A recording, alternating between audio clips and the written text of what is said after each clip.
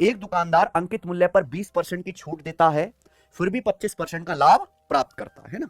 सवाल है, अगर वस्तु का सेलिंग प्राइस 1500 रुपए है, क्या बच्चों, सेलिंग प्राइस 1500 रुपए है, तो वस्तु का मार्क प्राइस क्या है, अंकित मूल्य क्या है, बताइए बच्चे। मार्क प्राइस पूछा, मार्क प्राइस पे डिस्काउंट घटाने के बाद क्या आता है भाइयों, सेलिंग प्राइस। आपको डिस्काउंट परसेंटेज दिया हुआ, यानी कि इसकी कोई जरूरत है भाई, ये सवाल जो है आपको बेवजह कंफ्यूज करने के लिए दिया गया, इससे आसान सवाल दुनिया में होता ही नहीं है।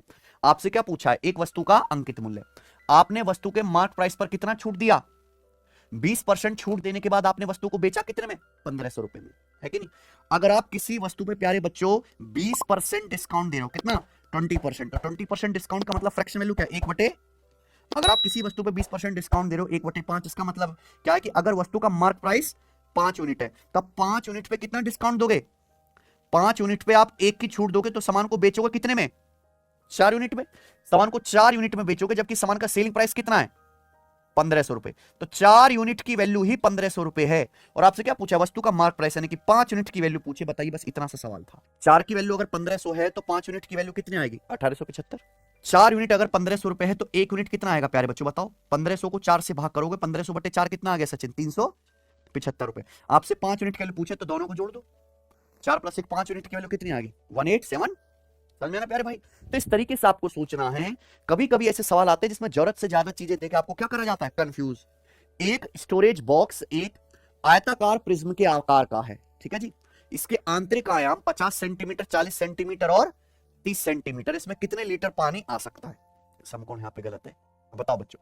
एक बॉक्स एक आयताकार प्रिज्म के आकार का है, इसके डायमेंशन 50, 40/30 है, कितने लीटर पानी आ सकता है, इससे आसान कोई सवाल है सचिन। आयताकार प्रिज्म का एक स्टोरेज बॉक्स, आयताकार प्रिज्म का बॉक्स मतलब क्या हो गया, एक डब्बा दिखाना।